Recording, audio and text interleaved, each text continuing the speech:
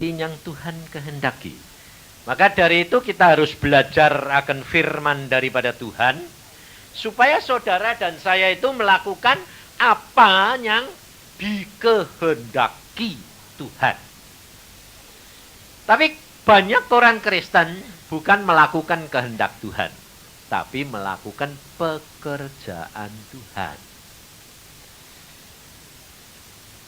Saudara nangkap enggak? Bedanya melakukan pekerjaan Tuhan dan melakukan kehendak Tuhan. Nangkap bedanya? Gampang melakukan kehendak Tuhan atau gampang melakukan pekerjaan Tuhan? Gampang melakukan pekerjaan Tuhan. Karena apa? Karena pekerjaan Tuhan itu saudara dan saya sudah tahu. Sudah ngerti.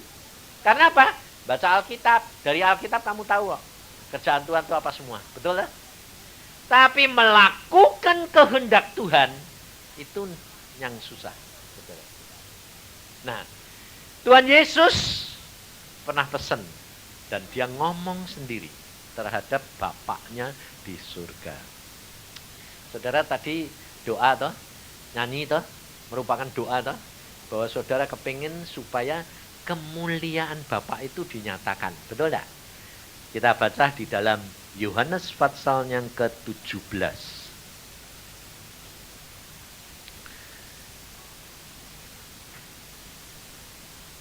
Yohanes pasal 17. Mulai ayat yang pertama sampai dengan ayat yang ke-5.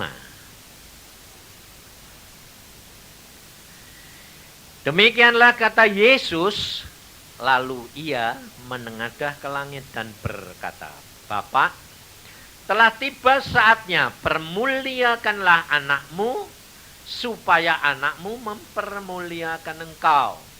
Sama seperti engkau telah memberikan kepadanya kuasa atas segala yang hidup, demikian pula ia akan memberikan hidup yang kekal kepada semua yang telah engkau berikan kepadanya.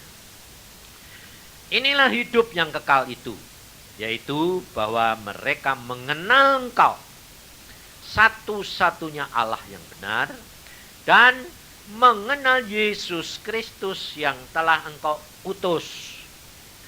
Aku telah mempermuliakan engkau di bumi dengan jalan menyelesaikan pekerjaan yang engkau berikan kepadaku untuk melakukannya. Oleh sebab itu ya Bapa, permuliakanlah aku padamu sendiri dengan kemuliaan yang kumiliki di hadiratmu sebelum dunia ada. Nah, bagaimana caranya saudara dan saya dapat menyelesaikan, dapat memuliakan Bapa? Seperti yang Tuhan Yesus katakan. Dengan cara apa? Menyelesaikan pekerjaan yang Bapa. Ayo, Bapa apa? Berikan. Nah, yang diberikan oleh Bapa itu yang umum atau yang khusus? Nah, ini saudara, kerap kali orang Kristen itu bingungnya di sini dan akhirnya begini. Aku sudah pergi gereja, aku sudah melakukan apa yang Tuhan mau, tapi kok masalahku kok tidak ketulungan terus, kok kepepet terus loh. Hidup kekristenan itu sebetulnya apa toh? Yang saudara cari itu terus terang jujur ini, jujur. Yang saudara cari itu di kerajaan surga atau di dunia ini hari demi hari kamu lepas dari masalahmu? Ayo jujur. Yang kamu cari itu apa? Coba. Kerajaan surga atau ini loh Pak, di dunia ini loh, hari demi hari kok masalah kita itu bisa diatasi. Ayo, apa yang kamu cari? Kamu tidak sadar tuh, sebetulnya yang kamu cari itu dah. Loh, betul enggak? Loh, jujur. Betul tak? Betul tak? Nah, kok susah sekali sih lah. Ngaku kok susah sekali. Nah itu loh, kebiasaan saudara itu tidak jujur di hadapan Tuhan. Saudara, saudara itu harus belajar dari Tuhan Yesus. Saya sendiri terus terang punya watak yang lebih jelek daripada saudara. Tapi kenapa kok Tuhan tuh sayang saya? Kenapa? Karena pada waktu kecil itu Tuhan berkata, ikut aku. Aku bilang, ikut engkau dapat apa? Baca Alkitab, alami. Baca Alkitab, tidak ngerti. Tuhan berkata, ini kesalahan orang Kristen. Kesalahannya apa? Mau ikut aku, baca Alkitab, ngerti dulu, baru dilakuin. Ini kesalahan orang Kristen. Salahnya di mana? Ngerti dulu, baru dilakuin. Itu bukan iman. Itu hikmat dunia. Seperti saudara sekolah. Diajari, ngerti dulu baru dilakuin toh. Betul enggak? Itu bukan iman. Iman itu percaya akan sesuatu yang belum dimengerti, belum kelihatan. Jadi kalau belum kelihatan itu kamu sudah ngerti apa belum? Lah ya, lah sementara ini kamu ini berjalan dengan iman atau dengan pengertian? Ayo jujur juga. Kamu ditanyai secara teologi, rohani, jalan dengan apa? Iman. Padahal Tuhan Yesus ngomong, apakah nanti kalau anak manusia itu datang, dia mendapati iman di bumi loh. Baca toh? Peringatan Tuhan baca toh? Berarti nanti Tuhan Yesus datang banyak orang Kristen punya iman pada kehilangan. Enggak punya iman. Lah, mengapa kok Tuhan ngomong begitu? Karena Tuhan berkata, mereka melakukan bukan dengan iman, tapi dengan pengertian. Kalau saudara dan saya mengenal Yesus, saudara nanti baru tahu jalan dengan Tuhan itu, mengenal Tuhan itu bagaimana. Memuliakan Tuhan itu apa? Supaya saudara dan saya seperti Tuhan Yesus berkata, muliakanlah aku Bapa seperti yang aku memuliakan engkau. Jadi kuncinya itu saudara dan saya itu nanti ketulungan dalam menghadapi hidup di dunia ini kalau saudara dan saya memuliakan Bapa. Nah, memuliakan Bapa itu mengerjakan pekerjaan yang dikehendaki Bapa. Nah, pekerjaan yang dikehendaki Bapa yaitu apa? Ayo coba, kalau saudara saya tanya, pekerjaan yang dikehendaki Bapak itu apa? Ayo, apa? Loh, ini gereja tapi belajar. Untungnya saya ini bukan pendeta. Jadi kalau pendeta nanti bikin pusing pendeta di sini. Tapi kalau penginjil itu ngajari ya. Apa yang pekerjaan Bapak yang kamu sudah lakukan? Apa coba? Memuliakan nama Bapak toh? Lah ya, memuliakan nama Bapak, mengerjakan pekerjaan Bapak. Apa itu yang kamu lakukan untuk mengerjakan apa coba? Apa? Pelayanan loh, dia bilang pelayanan, terus berdoa, pergi apa? Injil, tangkap jiwa, betul lah? Itu pikiranmu.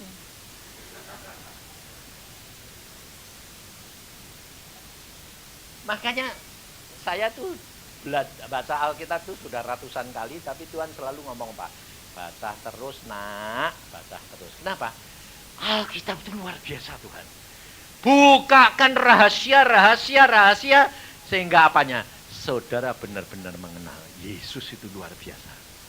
Saya akui, makanya itu saya suruh apa saja saya nurut, karena apa? Saya tahu dia Allah yang luar biasa. Dan semua yang tertulis di dalam Alkitab digenapi. Nah, digenapinya pada waktunya. Jangan saudara kepengen itu semua instan. Nah itu, makanya orang Kristen banyak yang kecewa. Nah, melakukan pekerjaan Bapak itu memuliakan Bapak, tapi apa Apa yang dimaksud oleh Tuhan Yesus melakukan pekerjaan Bapa? Baca di dalam Yohanes pasal yang ke-6.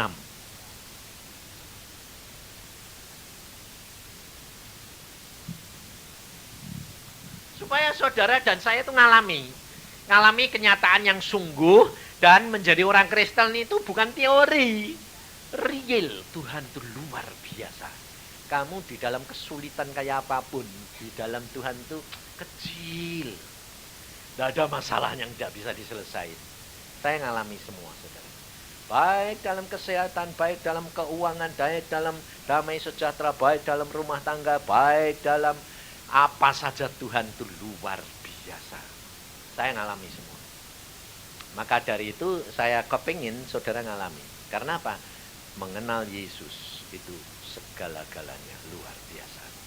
Di dalam Yohanes pasal yang ke-6, ayat yang ke-28 dan 29. Ayo. Lalu kata mereka kepadanya, apakah yang harus kami perbuat supaya kami mengerjakan pekerjaan yang dikehendaki Allah? Jawab Yesus kepada mereka, inilah pekerjaan yang dikehendaki Allah, yaitu hendaklah kamu percaya kepada Dia yang telah diutus Allah. Jadi apa yang kamu lakukan apa coba? Kamu mau memuliakan Bapak dengan melakukan pekerjaannya Bapak, ya dah? Nah, pekerjaannya Bapak itu apa? Nah, gampang dah. Percaya kepada Dia yang diutus Allah, siapa? Yesus Kristus Tuhan. Yang dituntut oleh Tuhan itu cuma saudara dan saya itu percaya. Nah, masalahnya saudara belum ngerti. Yang dituntut oleh Tuhan, orang percaya itu apa? Nah, banyak orang terimanya salah. Ada gereja yang punya konsep begini. Karena gara-gara pendetanya ini, gara-gara pendeta yang permulaan waktu reformasi ini. Sekali kamu percaya Yesus, sudah dibaptis, pasti selamat. Konsep ini yang menjerat orang-orang Kristen. Kenapa? Karena dianggap percaya itu cuma di mulut. Dibaptis sudah percaya, sudah ke gereja, sudah dibaptis, sudah jadi anggota gereja, terus tidak usah melakukan firman, baca Alkitab enggak. Yang dilakukan apa? Pikirnya namaku sudah tercatat di surga. Saudara tahu tokoh reformasi ini sekarang ada di surga, tapi di mana? Di tempat kedudukan yang paling rendah. Ngerti? Padahal dia tokoh reformasi. Tapi kenapa di surga kedudukannya paling rendah? Karena apa? Karena mengajar, memberikan konsep yang salah. Ngerti, saudara? Maka dari itu, saudara, kita itu harus menjadi orang Kristen itu mengenal Yesus secara pribadi. Jadi orang Kristen itu jangan punya iman apa? Rombongan. Tahu iman rombongan, tahu? Punya bayangan enggak iman rombongan? Ikut-ikutan. Contohnya gini saja. Kalau saudara itu senang sama seseorang, ya toh, hamba Tuhan atau pelayan Tuhan, nanti kan kamu kepingin seperti dia, betul nggak? Jadi kalau dia nanti omongannya mbok turuti, kalau dia jatuh kamu ikut jatuh nggak? Nah, ikut ah? Nah, itu iman rombongan tuh. Jadi kalau dia nanti ke surga, kamu bisa ngikut ke surga? Masuk surga nggak ikut-ikutan. Kalau ke neraka, gampang ikut. Pasti ikutan. Orang pasti masuk neraka. Jadi kalau dia masuk neraka, kamu ikut masuk neraka. Tapi kalau masuk surga tidak bisa, saudara. Kenapa? Karena masuk surga itu tidak ikut-ikutan, saudara. Pribadi demi pribadi. Maka jadi orang Kristen itu adalah, imanmu adalah iman pribadi. Makanya Tuhan Yesus pada waktu ibu Yakobus dan Yohanes berkata, Tuhan, aku minta kalau boleh anakku itu nanti berdiri di sebelah kanan dan kirimu. Dia bilang apa? Tidak bisa. Itu sudah disediakan oleh Bapa bagi mereka yang sudah ditetapkan oleh Bapa. Saudara, ini Tuhan Yesus sendiri yang ngomong. Makanya kalau kamu baca Alkitab, semua harus dibaca dari Kejadian sampai Wahyu. Tapi 4 Injil ini, perhatikan, ini menjadi pokok. Jangan surat-suratnya Rasul Paulus yang menjadi pokok. Banyak hamba-hamba Tuhan lebih ditekankan kepada surat Rasul Paulus. Tekankan 4 Injil. Perkataan, pelajaran, dan apa yang dilakukan oleh Yesus. Itu yang menjadi contoh. Sebab saudara tahu, Paulus sekarang di mana? Di surga toh? Paulus sendiri ngomong sama seorang hamba Tuhan yang dibawa ke surga. Ketemu Paulus, bicara sama Paulus. Paulus pernah membuat satu kesalahan yang ditulis di dalam Alkitab. Paulus bilang apa? Dia bilang begini, aku sebetulnya punya kedudukan lebih daripada sekarang ini. Memang kedudukan Paulus sudah cukup tinggi, tapi ternyata tidak setinggi yang Tuhan kehendaki. Kenapa? Ada satu kesalahan Paulus. Dia bilang di dalam Alkitab, bilang apa? Ikuti teladanku. Betul enggak? Ada enggak? Ada enggak? Dia tidak pernah dia ngomong, ikuti teladan Yesus. Ngerti? Padahal Tuhan Yesus pernah ngomong, aku guru dan Tuhanmu memberi kamu teladan. Jadi murid-muridnya suruh ngikut siapa? Yesus. Enggak suruh nurut Paulus. Ngerti saudara? Nah, kelihatannya itu sederhana toh. Karena Paulus kan setia, jadi hamba Tuhan yang luar biasa. Sehingga banyak anak-anak Tuhan juga hamba-hamba Tuhan pengen kayak Paulus. Tetapi Paulus sendiri ngaku, aku membuat satu kesalahan. Ikuti teladanku. Sombong enggak? Hah? Ngerti saudara? Kita itu gampang jatuh. Ngerti? Maka dari itu ikut Yesus saja. Hamba Tuhan gedenya apa? Semua manusia. Tidak ada yang baik di hadapan Tuhan. Kecuali Yesus yang baik. Ya toh? Maka dari itu saudara belajar benar-benar. Kenali dia secara pribadi. Engkau akan melihat. Wah, jalan-jalan dia tidak masuk akal semua. Tapi kemuliaan demi kemuliaan kamu akan menikmati. Saya buktikan. Saya alami sendiri. Sebab manusia di dalam dunia itu tidak ada yang tidak punya masalah. Bukan salah, saudara minta supaya setiap hari dapat mengatasi masalah yang dipikirin saudara itu. Itu betul. Bukan salah, bukan. Tetapi yang Tuhan mau, saudara dan saya mengerti bahwa Tuhanmu itu di surga sekarang itu berdoa untuk saudara.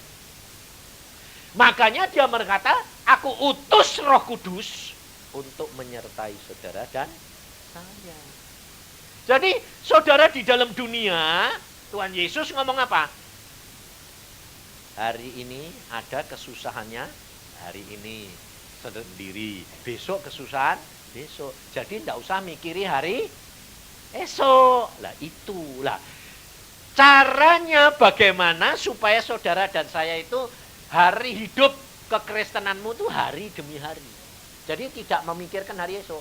Kalau kamu mikirin hari esok, kamu tidak bisa tidur. Kenapa? Bingung. Apalagi yang punya utang. Sudah buka cek, ya dah. Sebetulnya utang sedikit atau utang banyak sama aja. Sama enggak? Sama. Kamu sudah buka cek, tapi duitnya belum ada. Coba, pikiran enggak? Mikir enggak? Pikiran toh? Terus, yang kamu lakukan apa? Nah, dia pintar. Berdoa. Nah, berdoamu itu harusnya tidak di akhir, di mula-mula. Jadi kamu pada waktu buka cek itu, kamu sudah sembahyang apa belum? Nah, itu yang penting. Waktu buka cek belum sembahyang, waktu tidak bisa bayar, sembahyang. Telat. Nah, makanya itu kebanyakan orang Kristen salahnya kan di situ. Waktu buka cek, pakai pikirannya dewek. Waktu tidak bisa bayar cek, sembahyang. Ini kesalahan orang Kristen. Makanya kalau tidak ditolong, bingung. Tuhan kok tidak ditolong-tolong dah. Katanya engkau penolong, sayang, pengasih. Kok tidak ditolong-tolong? Tuhan bilang, yang suruh kamu buka cek siapa? Kamu sudah berdoa apa belum? Waktu itu. Ini saya alami anak saya sendiri, saudara. Anak saya sendiri yang paling kecil itu Semi. Semi itu pengusaha. Tuhan bilang, kamu sekarang ini usaha. Sekarang umurnya baru 29. Kamu usaha nak, nanti pada waktunya aku panggil kamu sebagai hambaku, Tuhan bilang. Nah, waktu dia buka cek, saudara, beli tanah itu, buka cek, terakhir, ini bayar tanah itu terakhir 280 juta, ternyata tidak bisa bayar, saudara. Besok ceknya cair, hari ini jam 2 siang, itu dia sudah kebingungan. Karena apa? Tidak ada duit.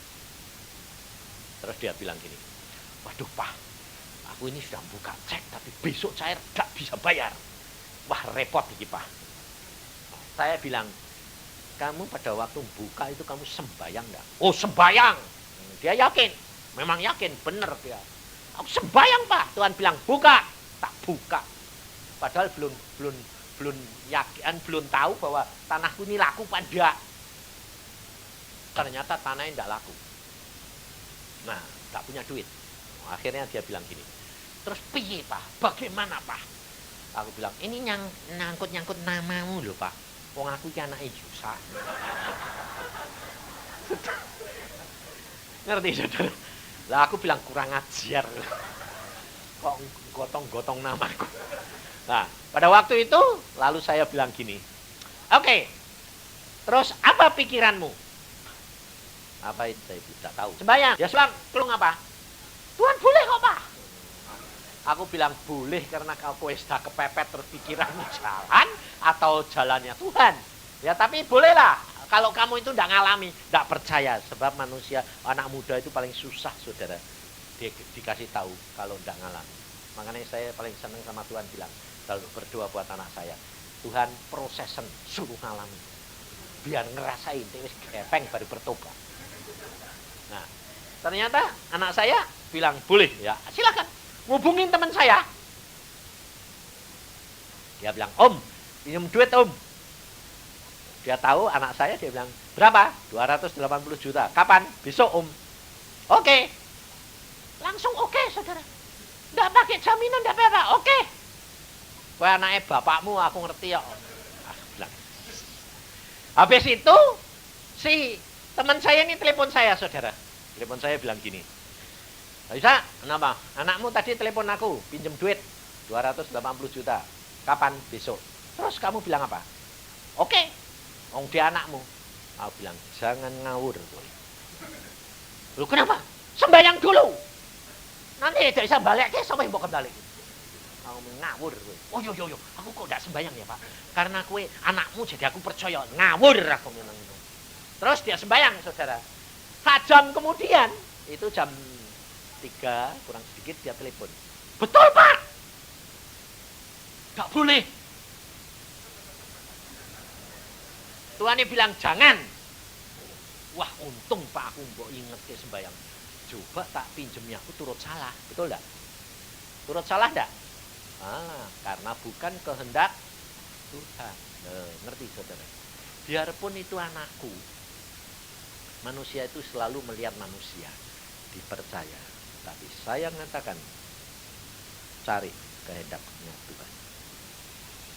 Setelah dia bilang, "Ndak, kamu telepon anakku, kasih tahu kalau ndak." Telepon dia. Ngebel, anakku sak rumah, bele 2. "Sam, ndak boleh Tuhan." "Oh ya sudah Om, kalau gitu aku salah." Ya sudah. Keluar Sam, anak ini. "Pak, ndak boleh apa sama Tuhan." Lah ya rasain tuh aku. Wong ngawur kamu, sudah wong biasanya sudah kepengin kan, kepepet kan kehendak gitu dah. Anak muda ya gitu dah. Saya sudah senang biasa seseorang, Tuhan itu jodohku ndak wis kepengin. Buka jodoh. Ngawur. Wong ndak jodoh nih bilang jodoh. Wong sudah kepengin itu hatimu dewek itu, bukan Tuhan yang ngomong. Nah, langsung dia bilang, "Pak, bagaimana Pak?" "Ya wis, kamu masuk sembayang." Saya sembayang. Ya masuk sembayang, saya sembayang. Saya doa, saudara. Saya doanya enggak gini. Nah, ini makanya itu saya ceritakan, saya ajarkan supaya saudara itu tahu. Kalau saudara menghadapi masalah, itu kamu punya hati dan pikiran harus netral. Kalau mau tahu kehendaknya Tuhan. Ngimani itu bukan iman. Kalau kamu punya keinginan terus kamu imani, itu bukan iman. Itu kamu kepingin punya iman. Wong ngimani itu karena kamu tidak punya iman. Ngerti tidak? Iman itu Tuhan berfirman, kamu pegang. Itu iman, itu percaya namanya. Ngerti tidak? Nah, saya berdoanya begini. Tuhan, aku berdoa, aku menghadap Engkau saat ini untuk anakku. Anakku ini tadi dia utang, buka cek. Katanya menurut Engkau, menurut dia sudah berdoa kepadamu Tuhan. Tapi kok sekarang tidak bisa bayar? Salahnya di mana? Kasihan dong Tuhan. Aku seorang ayah, lihat anakku begitu. Ya turut nanggung dong Tuhan. Kalau aku kaya, gampang 280 juta itu kecil. Itu tahun 98. Tapi aku tidak punya duit Tuhan, aku hambamu. Tapi menurut Engkau, itu kan anakku, tapi kan anakmu juga toh Tuhan. Nah terus bagaimana ini? Nah caranya gitu saudara. Loh, betul toh? Anakku ya anaknya dia toh? Betul toh?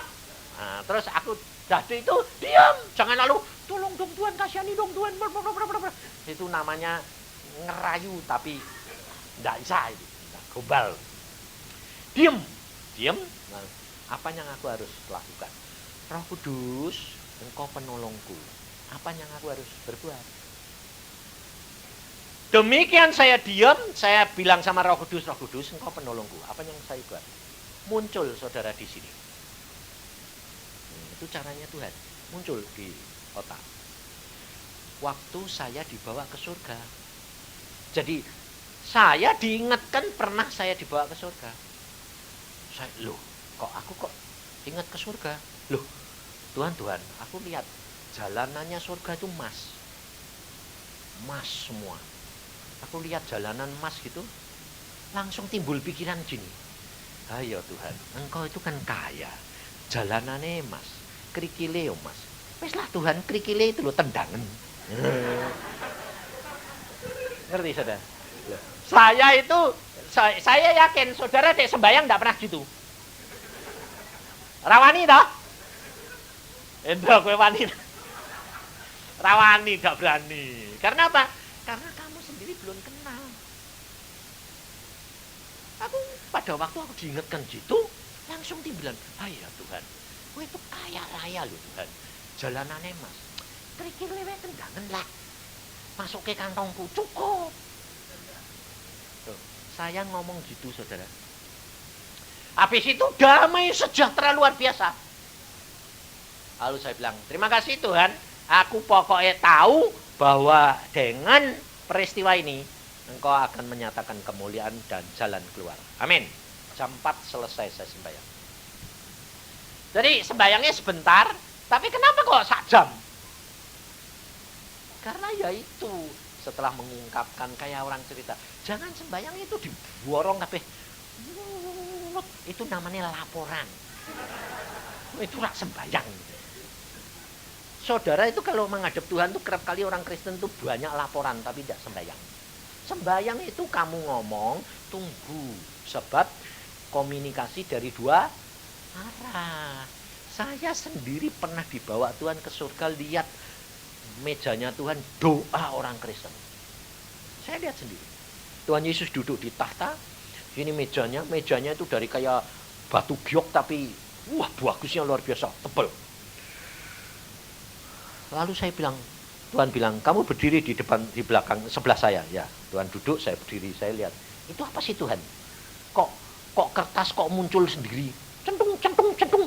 Dari mana? Apa sih Tuhan itu? Ini doa orang Kristen seluruh dunia. Masuk gini nih Tuhan.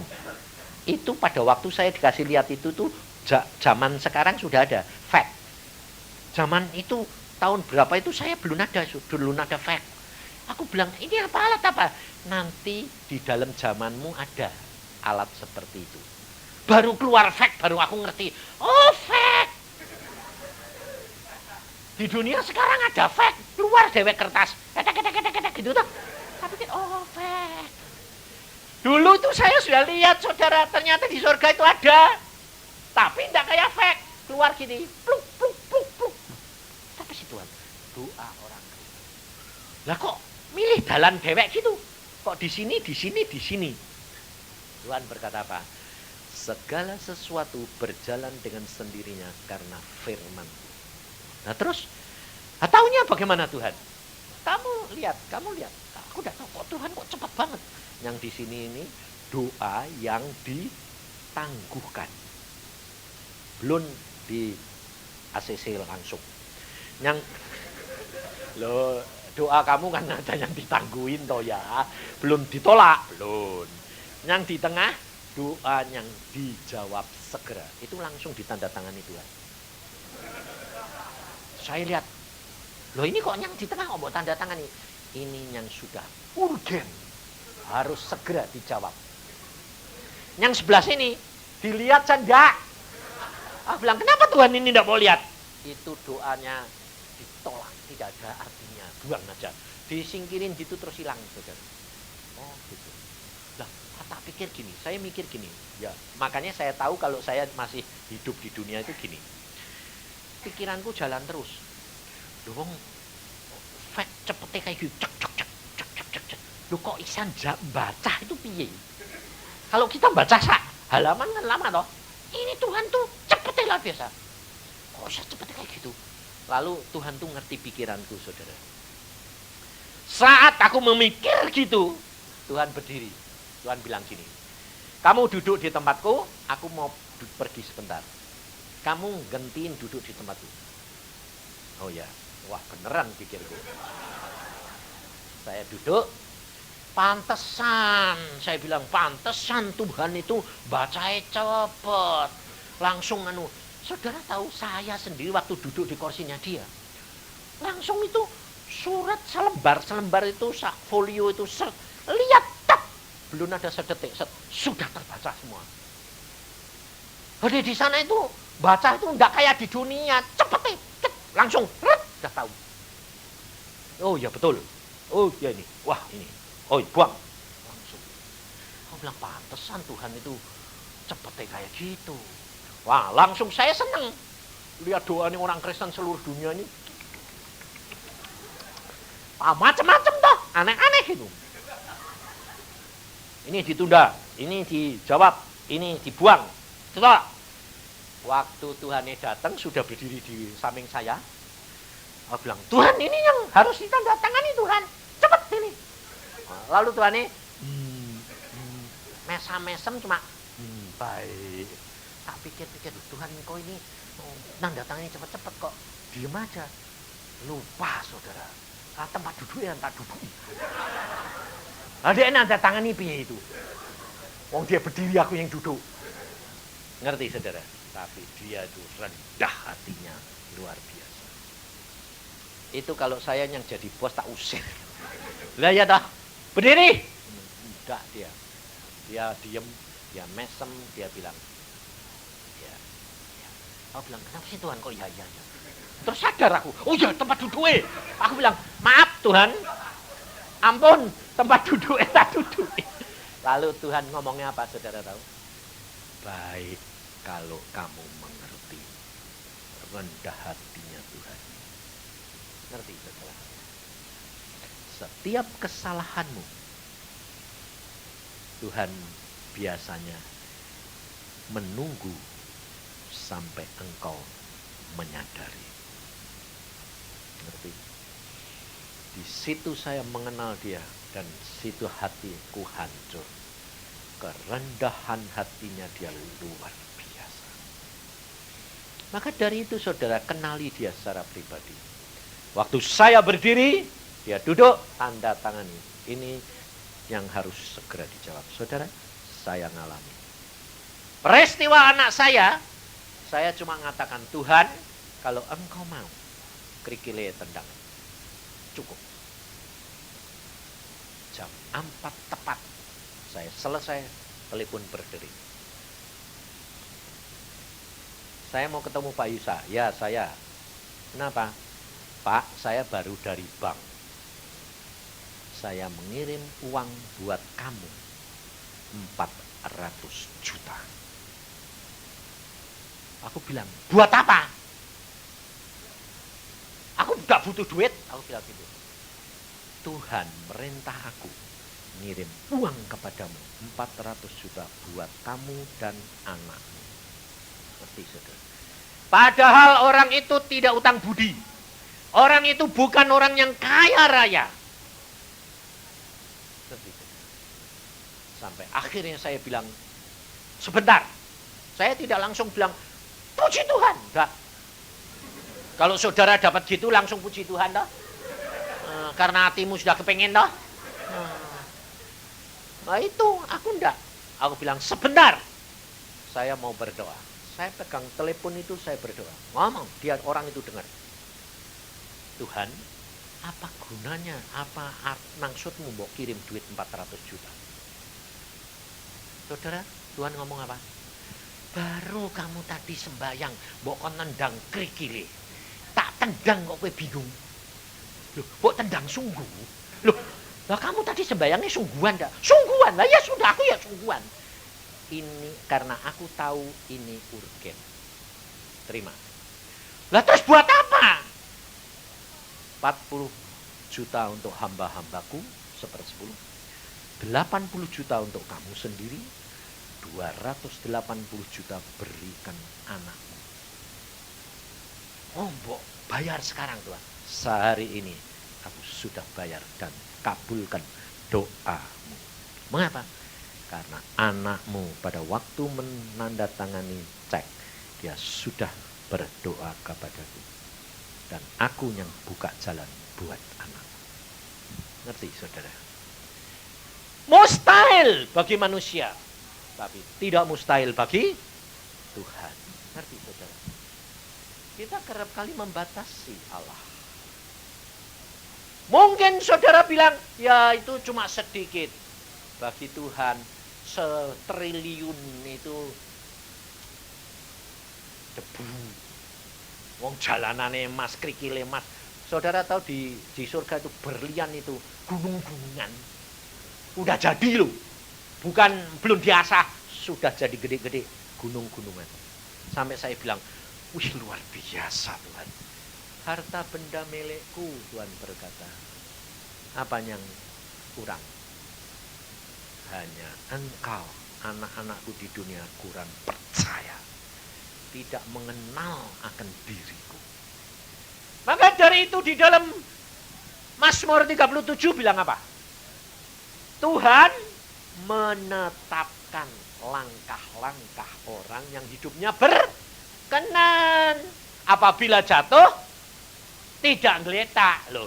Orang ditetapkan langkahnya oleh Tuhan, kok bisa jatuh? Kenapa? Karena ini loh saudara. Gara-garanya karena saudara itu ikut-ikutan sama Tuhan. Pikiranmu yang menjadi penghalang. Karena apa? Karena saudara dan saya sejak menjadi orang Kristen, saudara dibaptis, saudara sudah ditebus dan saudara menjadi miliknya Yesus. Betul? Sejak itu, saudara bukan milikmu. Langkahmu ditetapkan oleh Tuhan. Dan setiap orang itu sudah punya jatah. Kalau saudara, Tuhan lihat bahwa kamu tidak bisa dikasih jatah gede, Tuhan tidak beri kamu jatah gede. Kenapa? Kalau dikasih jatah gede malah jatuh, sombong. Terus terikat duit, mata duitan. Tuhan tidak kasih kamu banyak. Tapi kalau kamu punya jatah gede, ingat bahwa orang yang dipercayakan banyak, dituntut oleh Tuhan banyak. Maka dari itu saudara harus tahu, kenali Allahmu. Bagaimana caranya? Dengan percaya sungguh-sungguh kepada Tuhan, lakukan apa yang Tuhan mau. Nah, tapi kami gak peka Pak, gak dengar suara Tuhan, gak tahu ini masalahnya. Padahal Tuhan bilang apa? Domba-dombaku mengenal suaraku. Nah, karena saudara batasi suara Tuhan itu, lalu saudara kepengennya apa? Tuhan ngomong. Tuhan memang ngomong, tapi caranya ngomong bukan cara kamu. Saya ngalami semua. So, Tuhan memang kadang-kadang berbicara secara audible. Tapi tidak selalu. Seperti yang saya tadi katakan. Dia cuma melintaskan firman. Dia melintaskan pengalaman saya dibawa ke surga. Itu Tuhan ngomong. Mengingatkan saya. Sebab itu tugas Roh Kudus. Roh Kudus itu tugasnya mengingatkan yang pernah Tuhan katakan. Lakukan. Jadi melintas itu saya sudah tahu. Oh Tuhan, maksudnya apa Tuhan? Kok aku mau tunjuki jalan emasnya apa? Oh, aku cuma suruh minta. Krikile cukup. Si Petio krikil cukup. Tek batune piro? Tek krikile si Petio batune segelorong. Dan jalanan itu mas loh saudara. Itu jalanan, rumah-rumah itu dari mas, pagar dari mas. Saudara, kalau engkau tidak lihat sendiri ke surga, saudara tidak akan percaya. Saya dulu juga tidak percaya, tetapi setelah saya ngalami, Tuhan luar biasa. Dan iman ini, hati ini tidak pernah takut. Apa saja tidak pernah takut. Kalau sama Tuhan ngomong, makanya itu, saudara dan saya tugasnya apa? Baca Alkitab, tiap hari pagi hari berdoa. Pagi hari itu berdoa. Hadapkan masalahmu untuk hari ini. Mulai segala sesuatu dengan Tuhan. Karena itu yang ngajari Tuhan Yesus. Saya tahun waktu dipanggil pertama kali, tahun umur 30 ini, sekarang umur saya 66. Tuhan sudah bilang, bangun pagi nak, setiap pagi bangun, menghadap kepadaku. Sebab itu yang aku lakukan. Berikan yang terbaik untuk Bapakku di surga. Oke, saya menghadap. Tiap pagi saya datang. Saudara, sampai sekarang. Kadang-kadang setengah 4, jam 4, jam 3 dibangunin sembahyang. Nanti tidur lagi boleh. Jangan, sudah bangun tidak bisa tidur Pak. Nah, ngawur. Istri saya dulu kalau dibangunin bilang gini, nggak bisa, aku kalau sudah bangun nggak bisa tidur lagi yang. Aku bilang, itu konsep salah. Bangun, sembahyang, menghadap, nggak mau. Sudah tahu salah kok. Tuhan malu, malah jatuh. Saudara, hidup tuh sama Tuhan tuh terus terang. Nah, yang kedua, mata duitan. Saudara kerap kali hampir semua orang Kristen punya kelemahan mata duitan enggak? Nah, jujur. Punya toh? Tapi kamu pernah ngomong sama Tuhan? Tuhan, aku ini kok mata duitan, pernah ngomong? Ora toh? Nah, ya itu kesalahanmu. Makanya saudara kerap kali jatuh. Saudara ngomong, saya juga ngomong. Tuhan, aku ini kok mata duitan sih Tuhan. Lalu Tuhan bilang, karena kamu sadar dosamu, aku berikan kamu jalan keluar. Nah, Tuhan bilang gini, kalau kamu terima persembahan, jadi kamu kerja. Saya dulu tuh pekerja loh. Saya dokter gigi, saya dagang. Sebelum jadi hamba Tuhan, saya jadi hamba Tuhan. Itu sama. Mata duit nih susah hilang. Saya dulu ditugaskan di Irian karena memang punya jiwa dagang. Jadi dokter gigi tidak boleh praktek. Tapi ya dagang. Karena apa? Gaji 5 hari habis buat makan. Praktek tidak boleh. Langsung di sini timbul dagang. Saya ngomong, Tuhan, tak cukup. Tuhan bilang, dagang aku. Kursi yang di Jepara harganya 25.000 itu tahun 69. Saya jual 125.000. Untungnya 400%. Kenapa? Sebab tidak ada kapal yang bisa membawa kecuali angkatan laut. Dan saya dokter angkatan laut, angkatan udara, angkatan darat. Jadi saya punya fasilitas. Jadi saya gunakan, saya kirim mebel, saya suruh ngangkut kapal angkatan laut. Ayah saya kasih tahu, kasih alamat Dokter Cipto, alamatnya Rumah Sakit Biak. Nah, dibawa. Karena punya Dokter Cipto, alamatnya rumah sakit. Lalu Panglima Angkatan Laut ngasih kata biologis. Barang Dokter Cipto harus dibawa. Kenapa? Sebabnya dokternya aku cuma satu.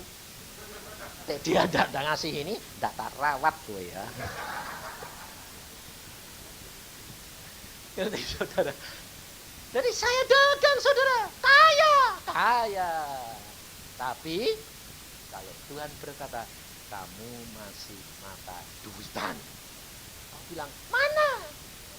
Sekarang kalau kamu berhasil, kamu dapat untung, kamu harus berdoa. Ini untuk apa?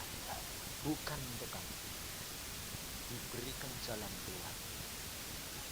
Nah, setelah itu saya sudah berhasil, sudah selesai jadi hamba Tuhan. Ternyata mata duitannya masih. Jadi jangan saudara kira setiap terima persembahan sudah berjalan berapa tahun, rasanya enggak mata duitan. Rasanya sudah hilang. Lalu satu saat Tuhan ngomong gini, Yusa, ya Tuhan, kamu ini ternyata masih masa duitan. Hah? Enggak. Aku sekarang enggak pernah ngikir duit, enggak pernah kepingin apa-apa. Loh, karena kamu belum mengenal dirimu. Bagaimana caranya? Perhatiin, kau bakal ngalami satu hal. Lupa. 3-4 hari kemudian sudah lupa. Omongan Tuhan ini lupa saudara. Ada orang pengusaha datang. Itu tahun 80 berapa. Dia bilang gini, Pak Yusa, kamu ini disayang Tuhan Pak. Oh jelas. Lalu dia bilang gini, besok jam 11 saya transaksi Pak. Saya punya rumah laku 1,5 miliar. Padahal saya belinya dulu itu 500 sama Pak Yusa kan dulu yang berdoa. Jadi perpuluhannya 1 miliar itu 100 juta. Tak kasihkan kamu. Kamu berdoa. Saudara, dengar gitu dia pulang. Bingung aku. Oh, simpenan saya 1 juta tidak punya, ini ditawari 100 juta. Semalam tidak bisa tidur. Mikir, duit cepet dia itu buat apa ya? Itu tahun 88 kan lumayan. Buat apa ya? Semalam tidak bisa tidur, pagi-pagi sembahyang menghadap Tuhan. Tuhan, aku kok tidak bisa tidur. Tuhan ini malah ngomong gini, mengapa tidak bisa tidur? Ya karena gara-gara mikirin duit 100 juta. Itu tandanya masih mata duitan. Ya Tuhan bener aku kok mata duitan. Nah, karena kamu mata duitan masih. Kalau jumlahnya sedikit enggak, kalau gede masih. Jadi kamu enggak tak kasih gede itu supaya jangan Jatuh. Saudara tahu? Besoknya orang itu datang 11:30, dia bilang apa? Pak Yusa, yang salah siapa ini? Kok transaksinya batal? Aku bilang, aku yang salah. Kenapa? Aku masih makan. Ngerti? Kita kerap kali tidak mengenal diri kita sendiri. Mengapa Tuhan biarkan saya ngalami rugi? Dijanjikan 100 juta tidak diberi. Mengapa aku dibiarkan menderita dalam saat-saat hanya pas dan kecukupan? Karena Tuhan itu justru sayang. Kenapa? Karena pengadilan dimulai dari dalam bait Allah. Kalau saudara dihakimi nanti akhir zaman, tidak ada yang bisa masuk surga. Tapi saudara dan saya dihakimi sekarang. Mengapa? Supaya saudara dan saya masuk surga. Karena selama saudara di dalam dunia, saudara dihakimi. Setan nuntut, Tuhan adil, Tuhan menjatuhkan hukuman. Dan hukuman itu di dalam dunia, dalam daging. Saudara dan saya bisa bayar. Tapi nanti akhir zaman, saudara tidak ada kesempatan untuk bertobat. Jadi kalau saudara sekarang ini digebuk Tuhan, dibidik Tuhan, dihukum Tuhan, lumayan. Karena itu kasih Dia. Supaya saudara dan saya masuk surga. Tapi kalau saudara nanti dihakimi nanti, tidak ada. Kenali Allah, kau akan melihat jalan keluar. Tidak ada yang tidak mungkin bagi Tuhan. Allahmu itu Allah yang luar biasa. Tapi kenali, maka kau akan melihat kemuliaan demi kemuliaan yang Tuhan katakan. Saya ngalami sampai mati sekalipun, Tuhan bilang tidak masalah, aku punya kuasa, kamu bangkit, selesaikan tugasmu. Makanya saya itu orangnya sekarang relax, saudara. Relaxnya apa? Suruh muncul-muncul, suruh berhenti-berhenti, suruh puasa-puasa, suruh istirahat-istirahat, santai. Kenapa? Dia yang punya langit dan bumi, ngapain pusing-pusing? Kalau dia mau bikin kaya, gampang. Kalau dia mau bikin miskin, gampang. Dalam waktu sekejap bilang, ini loh saudara, saya barusan ketemu sama orang itu. Orang itu dulunya adalah pengusaha vanili, ekspor, miliarder. Jatuh miskin. Bangkrut. Setelah bangkrut, dia doa, dia bertobat, minta ampun sama Tuhan. Saya bilang, kamu, Tuhan ngomong sama saya gini, orang ini nanti sebentar lagi aku mau berkati, angkat kembali. Udah, kamu ngucap syukur. Jangan menyesal, jangan gerutu, jangan ngomel. Ngucap syukur, karena sebentar lagi kamu akan dikembalikan sama Tuhan. Pikirannya apa? Bakal jadi kaya lagi, tapi melalui apa? Dagangnya dia sendiri. Iya, cara berpikir dia salah. Dia jualan vanili lagi, tidak jalan. Jualan apa, tidak jalan. Semua tidak jalan, saudara. Akhirnya sampai kepepet habis, tidak punya jalan. Akhirnya apa? Ketemu temannya bilang gini, aku ini butuh apa? Kotoran ayam. Jadi kotoran ayam itu loh, ayamnya itu berak itu yang aku butuh. Kotorannya ayam. Kamu tidak punya kerjaan toh? Udahlah, kamu pergi ke peternakan beli kotoran ayam toraku. Dia bilang, ya wes Tuhan, daripada gak ada kerjaan, ya wes beli kotoran ayam. Saudara tahu, sekarang kontrak kotoran ayam, kemarin ketemu saya 2 miliar. Aku bilang, berapa? 2M Bang.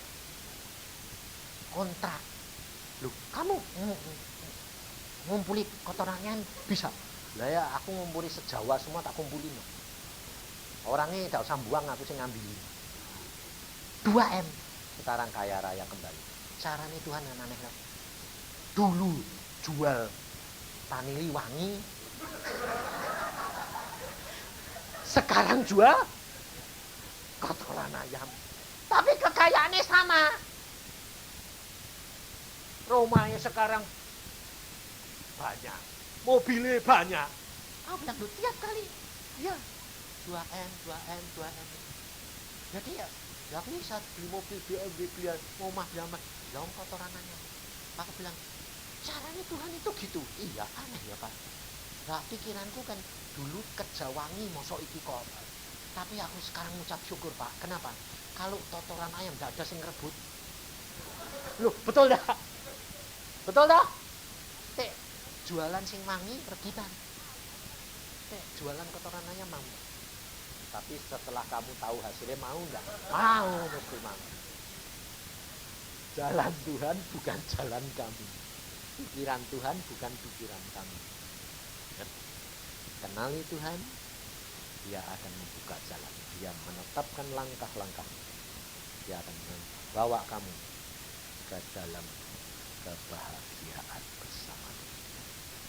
Saya ngalami semua, saudara. Saya tidak pernah. Sekarang saya itu terus terang jujur, tidak pernah minta apa-apa sama Tuhan. Karena apa? Lah belum minta aja dia sudah tahu ngapain minta-minta. Saya cuma nurut. Jadi kalau dapat persembahan, Tuhan ini buat apa? Tidak bilang, terima kasih Tuhan. Tidak. Dapat persembahan, Tuhan ini buat apa? Tuhan bilang, salurin. Nah, Tuhan bilang, kantongi. Nah ini barusan dari Semarang ya gitu saudara. Saya dapat persembahan 1 juta, Tuhan bilang berikan orang itu. Berapa Tuhan? Semua. Ya, yes. Dapat lagi 2 juta, berikan orang itu. Berapa Tuhan? Semua. Ini. Ya weh. Nah, sempat mikir ini dapat ngasih dapat ngasih laku bagiannya apa? Tapi karena saya sudah kenal, mau mikir gitu saya bilang, ya lebih tahu daripada kamu. Saya ngomong dewek sama diri jiwa saya. Nah, sudah, lalu hari terakhir saya mau pulang, saya ketemu orang. Orang itu bilang gini, Pak, orang itu pernah sakit hati sama saya, karena saya tegur. Saya bilang, kamu jadi orang kaya jangan sombong. Kalau sombong sekali waktu diselentik Tuhan, guling. Dia sakit hati. Nah, orang itu nemuin saya bilang, Pak, saya mau konseling. Kenapa? Saya ada masalah gini. Loh, aku bilang, kowe pernah sakit hati enggak? Aku tak gitu aku dapat dengar dari orang. Tapi aku tidak sakit hati. Saya bilang, oh enggak Pak, sudah bertobat Pak. Saya benar, itu peringatan Pak Yusak Baldur. Kalau enggak saya kere lagi, miskin. Untung saya sudah bertobat. Nah, sudah, lalu orang ini nganter saya ke bank. Kamu mau bawa mobil ya? Tolong aku anterin, aku deket banknya situ. Aku mau suruh ngirim ini loh, tak kirim. Saudara, orang itu ngelongok. Saya ngirim akun saya di longo, di tepi gitu. Nah, aku tak pikir orang ini ngapain? Mau aku nulis kok. Nggak tahunya dia itu setelah tahu akun saya itu dia masuk ke ATM, dia ngirim uang saya itu 15 juta. Karena ATM kan maksimalnya 15 juta. Habis itu terus nganter saya terus, Pak ini Pak, saya baru kirim kamu. Loh, kamu tadi ngirim? Ya tadi aku ngelongok akunmu itu 15 juta. Lalu saya tanya, Tuhan ini buat apa? Ya ini karena kamu besok pulang ini kantongi. Ini kan sudah masuk nih kok. Kan lumayan. Benar ya? Coba aku tidak nurut, punya tak sulur ke, nah dapat tidak? Ngerti saudara? Semua dari dia, untuk dia. Saudara dan saya lakukan lebih dahulu menyenangkan Tuhan, kehendak Bapa, percaya kepada Dia, Dia akan memperhatikan kau. Tidak usah takut, tidak usah khawatir. Apa masalahmu? Ngomong. Seperti saudara berhadapan dengan saya gini loh, ngomong apa adanya. Saya kalau ngomong doa sama Tuhan itu enggak kayak kamu. Kamu kalau doa itu gini sih, Ya Tuhan, Allah yang maha kuasa di sana jauh. Lalu ngarang bagus-bagus, aku bilang, oh deh ngomong sama Tuhan tuh gini, sembahyang, blek, bayang, Tuhan, Tuhan. Aku sampai kaget. Aku kalau manggil kamu kok Tuhan, Tuhan, kenapa sih kok enggak Tuhan? Lalu Tuhan bilang, weh kalau akrab ya bapakmu, manggilnya apa? Pak, mosok bapak yang baik gitu kan enggak ya? Oh, jadi aku enggak kurang ajar Tuhan. Enggak, justru karena kamu akrab ya aku, kamu kalau manggil aku itu Tuhan, Tuhan, ngomong plak apa adanya. Gak usah embel-embel, Tuhan yang baik, Tuhan yang apa. Itu tandanya kamu itu enggak kenal. Ngirim surat mbak presiden ya gitu, Bapak Presiden. Baru ngomong, ngapain? Mbak bapakmu di surga, bapakmu itu dinuntun kita melalui Roh Kudus. Ngomong aja. Seperti anak dengan bapak. Maka dia akan memberkati saudara dan saya. Amin. Mari kita berdoa.